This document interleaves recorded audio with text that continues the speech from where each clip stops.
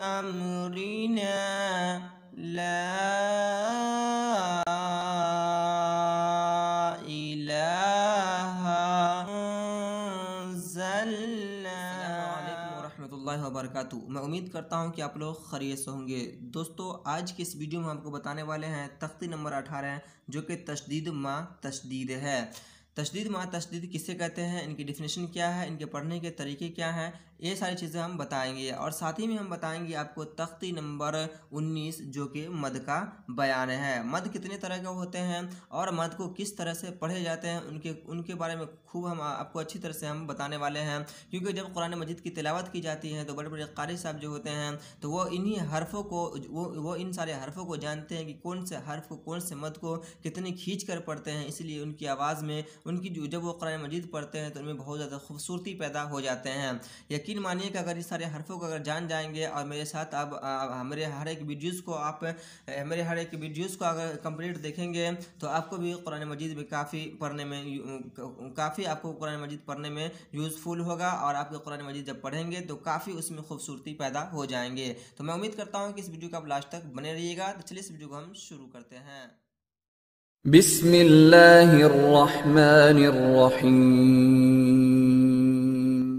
तख्ती नंबर 18 जो कि तशदीद मा तशदीद है। तशदीद किसे कहते हैं, पहले तो ये जानते हैं कि तशदीद किसे कहते हैं। दोस्तों, हमने आपको पहले बता दिया था कि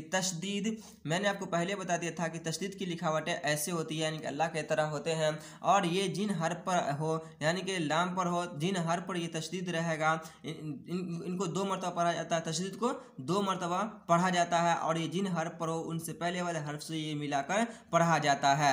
तशदीद मा तशदीद, यानी कि माँ का मतलब साथ होता है, यानी दो तशदीदों वाले हर्फ के साथ। जैसे कि आप यहाँ पर एग्जाम्पल में देख सकते हैं, यहाँ देख लीजिए, यहाँ पर लाम पर भी तशदीद है और या पर भी तशदीद है। इसी को हम कहते हैं तशदीद मा तशदीद, यानी कि 2 हर्फ हैं और दोनों ही हर्फ पर तशदीद हो। इसे हम कैसे पढ़ेंगे, तो इसे हम इसी तरह से करेंगे जिस तरह से आपका इनका डिफिनेशन है, यानी कि पहले वाले हर्फ को दूसरे वाले हर्फ में, फिर दूसरे वाले हर्फ को तीसरे वाले हर्फ में, और फिर इस वाले हर्फ को फिर इस वाले हर्फ में। जैसे कि इससे पहले हम आपको तौज़ और तस्मिया से इस वीडियो को हम शुरू करते हैं। तौज़ पढ़ेंगे, यानी कि अऊज़ु बिल्लाहि मिनश शैतानिर रजीम, बिस्मिल्लाहिर रहमानिर रहीम।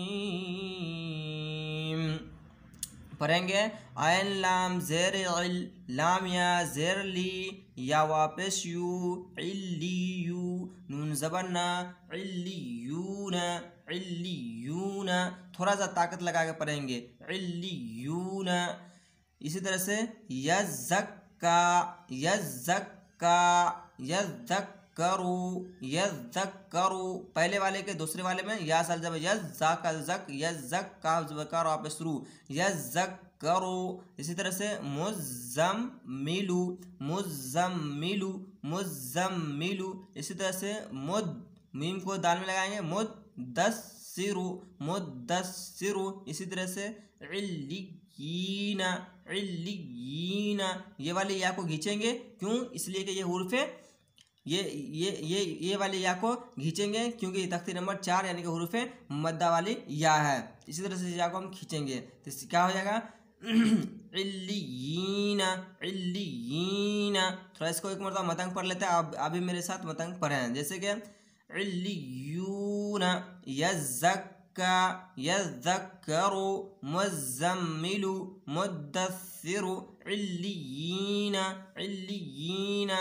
चलिए दोस्तों, अब हम पढ़ाते हैं आपको तख्ती नंबर 19 जो कि मद का बयान है। और ये बहुत ही इम्पोर्टेंट है, यानी कि इस कायदा को अगर आप समझ जाएंगे तो कुरान मजीद को जब आप पढ़ेंगे तो उसमें खूबसूरती एक पैदा हो जाएगी, क्योंकि उसमें आपको पता चल जाएगा कि कौन से हर्फ को कितना खींचना है। और यही जो आवाज़ में जो पैदा होती है तो उसी में तर्जे में होता है कि आपको किस ढंग से पढ़ रहे हैं, किस तर्ज में आप कुरान मजीद को पढ़ रहे हैं। और अगर आप यकीन मानिए कि आप अगर इन हरफों को अगर खींच कर पढ़ेंगे, कि अच्छे तर्ज में, एक अच्छी आवाज़ में पढ़ेंगे तो काफ़ी सुनने वाले को दिल खुश हो जाएंगे और आपको काफ़ी वो आपसे हैप्पी हो जाएंगे, यानी आपसे खुश हो जाएंगे, इम्प्रेस हो जाएंगे। तो दोस्तों, ये मद जो है वो 3 तरह के होते हैं। कितने तरह के होते हैं, 3 तरह के होते हैं। तीन तरह के मद होते हैं और इनमें कौन कौन से होते हैं, एक मध्य मुत्तसिल होते हैं, कौन होते हैं, मध्य मुत्तसिल होते हैं, इसी तरह से मध्य मध्य मध्य मुनफसिल होते हैं, मध्य मुनफसिल होते हैं, इसी तरह से मध्य लाजिम होते हैं, इसी तरह से मध्य लाजिम होता है। हर एक के बारे में डिफिनेशन पहले एक एक करके हम जानते हैं। मध्य मुत्तसिल किसे कहते हैं, मध्य मुत्तसिल किसे कहते हैं, तो देखिए आपके बुक में दिया गया है मध्य मुत्तसिल किसे कहते हैं, पहले उसको पढ़ लेते हैं। तो हुरूफ मद्दा के बाद हमजा उसी कलमा में हो तो मध्य मुत्तसिल कहते हैं। ये कलमा किसे कहते हैं सर, तो कलमा किसे कहते हैं, तो आइए जानते हैं। यहाँ देखिए यहाँ देख लीजिए, मध्य मुत्तसिल यानी कि ये जो एक जो है ये एक वर्ड है, एक क्या है, एक वर्ड है। जब आप कलमा के बारे में पढ़ाएंगे ना हम आपको, यानी कायदा जब पढ़ाएंगे तो वहाँ बताएंगे ये कलमा यानी कि जब आदमी के मुंह से जो बोली निकलते हैं वो दो तरह के होते हैं, एक मुहम्मल एक होता है मौजू, और मौजू को ही यानी कि हम कलमा भी कहते हैं। ठीक है, तो जो ये जो हम पढ़ रहे हैं ना ये, तो इसमें देखिए कि ये पूरी एक वर्ड में जो है यहाँ पर देखिए एक मद है और मद के बाद फौरन एक हमजा आ जाता है। क्या आता है, फौरन एक हमजा आ जाता है। तो ये वाले जो मद होंगे ना, तो ये वाले मद को हम क्या कहते हैं, इस मद को हम मद्दे मुत्तसिल कहते हैं। क्यों कहते हैं, क्योंकि इनका डेफिनेशन है कि हुरूफ मद्दा के बाद हमजा उसी कलमा में हो। हुरूफ मद्दा के बाद यानी कि देखिए ये वाला हुरूफ है यानी कि अलिफ है, अलिफ मद है, और मद के बाद जो हमजा आ रहा है ना दोस्तों, ये हमजा हुरूफ ये मद्दा ये हमजा जो आ रहा है ना, तो ये हमजा हो जाएगा मद्दे मुत्तसिल का, मद्दे मुत्तसिल का ये हमजा हो जाएगा। किसका हो जाएगा, मद्दे मुत्तसिल का ये हमजा हो जाएगा। दोस्तों इसको बड़े गौर से समझ लीजिए, थोड़ा सा कंसेप्ट अगर समझ जाइएगा आप, तो फिर कुरान मजीद को पढ़ने में आपको, जब हम आपको पढ़ाऊंगा ना, तो उसमें आपको कोई दिक्कत नहीं होगी, आप आसानी से समझ जाएंगे, यकीन मानिए। तो इसे हम क्या कहेंगे, मद्दे मुत्तसिल कहेंगे। मैं उम्मीद करता हूँ कि आप समझ गए होंगे कि मद्दे मुत्तसिल किसे कहते हैं, कि मध्य मुत्तसिल यानी कि हुरूफ मद्दा के बाद हमजा उसी कलमा में आवे तो उसे मध्य मुत्तसिल कहते हैं। हुरूफ मद्दा के बाद हमजा उसी कलमा में आवे तो उसे क्या कहते हैं, मध्य मुत्तसिल कहते हैं। आइए हम समझते हैं, आप मध्य मुनफसिल के बारे में जानते हैं। क्या मध्य मुनफसिल के बारे में कहते हैं, इसी तरह से वो भी है कि हुरूफ मद्दा के बाद अगर हमजा दूसरी कलमा में आवे तो मध्य मुनफसिल कहते हैं। क्या कहते हैं उसे मध्य मुनफसिल कहते हैं। आप फिर समझिए, देखिए यहाँ पर क्या है, इसमें दो बातें दी गई है, इसमें दो चीज़ें दी गई है। कितनी चीज़ें, दो चीज़ें दी गई। दो चीज़ें क्या है, एक फ़ी है, एक अमरीना है, एक फ़ी एक अमरीना है। तो देखिए फ़ी जो है ना, तो फ़ी पर मद है। क्या है इसमें, एक फ़ी पर मद है, और फ़ी पर मद के बाद जो ये हमजा आ रहा है ना दोस्तों, तो ये जो दूसरे कलमा में जो ये हमजा जो आ गया है और ये फ़ी पर जो मद है, तो इसी को ये यहाँ पर जब अगर बात की जाएगी यहाँ पर कौन से मद है, तो ये जो मद हो जाएगा तो ये मद्दे मुनफसिल हो जाएगा। क्या हो जाएगा, मद्दे मुनफसिल हो जाएगा। यानी कि हुरूफ मद्दा के बाद वाले हर्फ पर, हुरूफ मद्दा के बाद अगर हमजा दूसरे कलमा में आवे तो उसे हम क्या कहते हैं, उसे हम मद्दे मुनफसिल कहते हैं। अगर देखिए दोस्तों, अगर उसी कलमा में मद्दे मुत्तसिल में अगर उसी कलमा में अगर हमजा आ जाता है, उसी कलमा में अगर हमजा आ जाता है तो वह मद्दे मुत्तसिल हो जाएगा। और अगर दूसरी कलमा में आ जाता है अगर हमजा, तो उसे हम मद्दे मुनफसिल कहते हैं। इसे हम प्रैक्टिस के जरिए इसको पढ़कर हम बताएंगे। अभी तो हम इनका डिफिनेशन बता रहे हैं ना, इनको पढ़कर भी हम आपको बताएंगे। अब देखिए एक और है जिसको क्या कहते हैं, मद्दे लाजिम कहते हैं। मद्दे लाजिम क्या कहते हैं कि हुरूफ मद्दा वाले हर्फ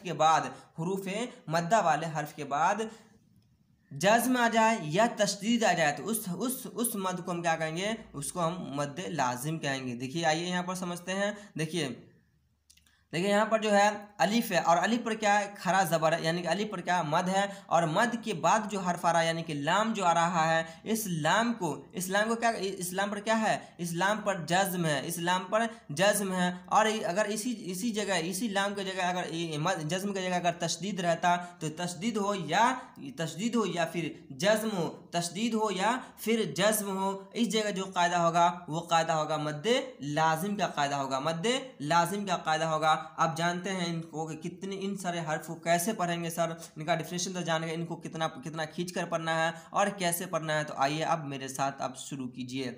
इसको मद है, इसको आप जो है एक अलिफ से लेकर 2-3 अलिफ तक कारी सब खींचते हैं। कारी जब होते हैं, जब कुरान मजीद की तिलावत वो करते हैं, तो इन सारे हर्फ को, इन सारे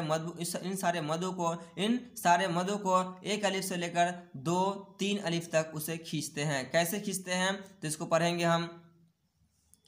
जा आ, क्या है जा आ, तो इसे कैसे पढ़ेंगे जा आ, जा आ। यहाँ है सी अत, इसे कैसे पढ़ेंगे सी अत, सी अत। इसे कैसे पढ़ेंगे सू सू। अगर इसे हम पूरे अगर हम दूसरे लफ्ज़ के साथ जब पढ़ेंगे ना दोस्तों, तब आपको लगेगा कि मतलब कि किस तरह से आवाज़ में किस तरह से जो है निखार पैदा होता है। देखिए यहाँ पर इस तरह से, यहाँ पर ये तो मध्यम मुत्तसिल का था, यहाँ पर मध्यम मुनफसिल का हम जानते थे। जैसे देखिए फ़ी अमरीना, यहाँ पर देखिए फ़ी अमरीना है ना दोस्तों, फ़ी अमरीना, तो इसे कैसे पढ़ेंगे, इसे पढ़ेंगे फ़ी अमरीना ला इलाहा ला इलाहा इन्ना अंज़लना इन्ना अंज़लना। इसी तरह से यहाँ देखिए इसे पढ़ेंगे अल आना, अल आना। दोस्तों अगर इसको आपको हिज्जे करने में अगर दिक्कत होगी तो आपको हिज्जे इस तरह से करना है कि जीम अलिफ जो जो हर्फ आ रहा है उसको पढ़ना है, पहले जीम, उसके बाद अलिफ, उसके बाद मद, उसके बाद फिर ज़बर पढ़ना है। कैसे, तो देखिए जीम अलिफ मद ज़बर जा, जीम अलिफ मद ज़बर जा, हम ज़बर आ, जा आ जाएगा। इसको हमने पहले पढ़ा दिया, ये यहाँ पर हमको समझ आ जाता आपको। इसे पढ़ेंगे जैसे कि अलिफ लाम खरा मद, अलिफ लाम मद खरा ज़बर आल, अलिफ अलिफ अलिफ मद अलिफ लाम मद खरा ज़बर आल, नून खरा ज़बर ना और हमज़ा खरा ज़बर आ, नून ज़बर ना आल आना। इसी तरह से हा हा अलिफ हा, हा को पहले जिम लाएंगे तो हा जीम अलिफ मद ज़बर हाज, हा के बाद जीम को पढ़ेंगे तो हा जीम अलिफ मद ज़बर हाज, जीम वापस जू, काफ ज़बर का हाजू का। इसी तरह से आप प्रैक्टिस करके समझ जाएंगे। इसी तरह से पढ़ेंगे यहाँ पे आल आन, आल आन हाजू का, वस्साफ़ाती वस्साफ़ाती। दोस्तों यकीन मानिए बहुत सारे बच्चे जो होते हैं इसी में गलती कर देते हैं, आपको गलती नहीं करना है। पढ़ेंगे एक मतलब मतंग पढ़ लेते हैं जा सीअत सू फी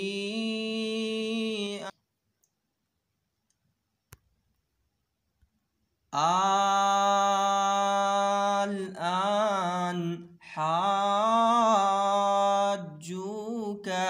वस्साफ़ाती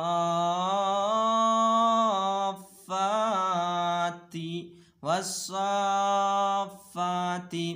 दोस्तों मैं उम्मीद करता हूं कि ये लेसन आपको समझ में आ गए होंगे, लेकिन फिर भी अगर कोई डाउट है तो आप कमेंट सेक्शन में आप मुझे कमेंट करके बता सकते हैं। और इसी तरह से एजुकेशन इन्फॉर्मेशन वीडियो से आप अपडेट रहने के लिए मेरे चैनल से जुड़ सकते हैं और इस वीडियो को ज़्यादा से ज़्यादा शेयर करके कार्य खैर में शामिल हो सकते हैं। तो मिलते हैं नेक्स्ट वीडियो में, तब तक के लिए जज़ाकल्लाह खैरन जज़ा।